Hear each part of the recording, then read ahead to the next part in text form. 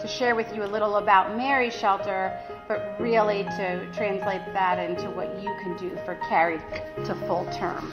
So before I start, I do want to tell you that I don't love to speak in public. I'm actually quite introverted. I have 12 children. I let them do the talking for me. But I am forced to actually do it quite often. I've spoken at big events, including the March for Life last year in front of millions of people. So it is God taking me out of my comfort zone to share the news with you of what we need to do. And I laugh. I always tell the good Lord, if I knew I'd be doing this, it might have been a deal breaker. But anyway, I am called to share the good news and tell you, because I know that what you want to hear, and I will look at my notes, otherwise I'll go off into a million different thoughts and never get to the point, that you want to hear that women are given a safe place to live, and you want to hear that babies are born in peace. And it's a comfort to know that women are given opportunities to become independent and raise their families in a safe, secure environment. We should all have that. We should all strive for that. And you're here, I hope, because you believe in the sanctity of life, and you believe that every life is a gift, and you want to know where you might fit, where you can fit in helping Carried to Full Term to meet their goals. And I'm here because the need for housing is so incredibly great, and we need more shelters opening up in this community. It's really important to get these. And I'm here because we want to be there for women and children in need. And if we say that we want to do that, and we want to stop the taking of innocent lives, then we need to be walking the walk. And I'm thankful that Carried to Full Term is walking that walk along with us. And the need is not always a home for women who are in a crisis pregnancy, but I can tell you, after running the ministry for 10 years that I've run, that often that is the need. And the pregnancy centers out there from New York to Texas call us. They are so limited in the resources that they have. So we literally get women calling us from California who would make the trip to Virginia just because that is the one and only place that they could possibly find a home. Resources are just so limited. But what we had faith that God was leading us, and that we were to trust and give shelter to women who otherwise might have made the saddest decision in their life. And it was difficult in the beginning when you have nothing, when you have no home, and you have no stories to share.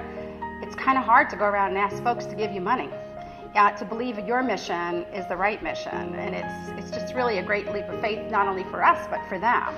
So clearly this was meant to be, and people wanted to walk along with us, and we were really blessed. Today we have 5 homes in downtown Fredericksburg. They're shared homes. Women and children live in our homes, and it's for women who are in a crisis during pregnancy. It's not a crisis pregnancy, it's a crisis during a pregnancy. And we've had about 200 women at this point stay in our homes. They stay long-term in our homes, so we don't have a great turnover.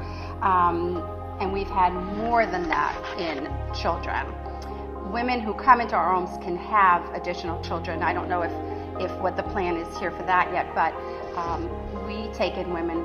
They come with, sometimes they're having their 5th child. We are a no judgment zone. We don't want to know, why you keep doing this. We want to do what we can do now to sort of assist you. So, but the problem is that once women say that they have other children, so many times doors close, and not because people don't want to give, but because they simply don't have the facilities to house, women and children many times. And there's a whole other side to what we need to do to be able to do that. But it's not a place where women can come and flop their heads. They can stay with us for 2 to 3 years, and while they're with us, they must be going to school or to work. They must follow our healthy lifestyle rules. They must keep the homes clean and safe. They must be respectful, responsible, and above all, they need to take good, proper, loving care of their children. A while back, representatives from Carried to Full Term came to Mary's shelter, and they knew that we had a proven record, a ministry that was working and very well received in the community, and thought that we don't need to reinvent the wheel here. So they came to us, and we shared our stories, our information. We answered questions, gave our contracts and covenants, And we've been here through these years then to sort of help guide whenever we've been asked. Each ministry, like Carried to Full Term, will then take that information and tailor it to how they want their ministry to operate. And Carried to Full Term has been doing this. They've been pouring their hearts and souls into getting this right, getting this ministry so that it will sustain and be here for a long time for the women in need in this community. But I'm here because this is so important. Like I said, I get so many calls every single day. And the worst part of this job is not in any way dealing with the women that have issues. The worst part of this job is not being able to take in every person that calls you or not being able to find resources for them. I spend countless hours trying to come up with resources for a woman who has nowhere to go. Imagine being the person on the other end of the phone when somebody calls and you've got nothing. You've got nothing to offer, and they're telling you that they're going to take the life of their child. It's a really tough place to be. So we need Carried to Full Term to be here.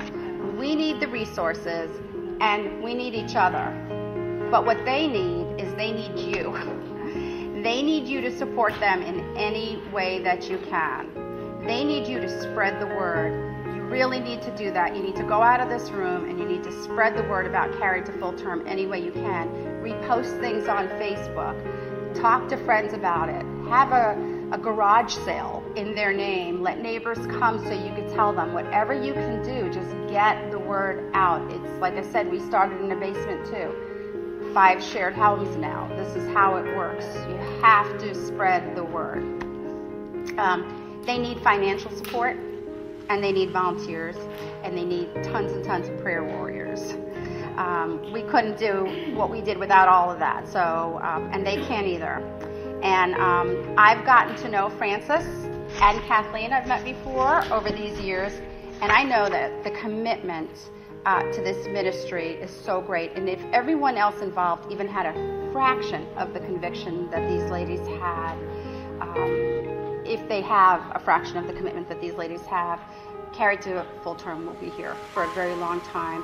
Will save many, many lives, and your community will be graced by many beautiful children created by our Lord.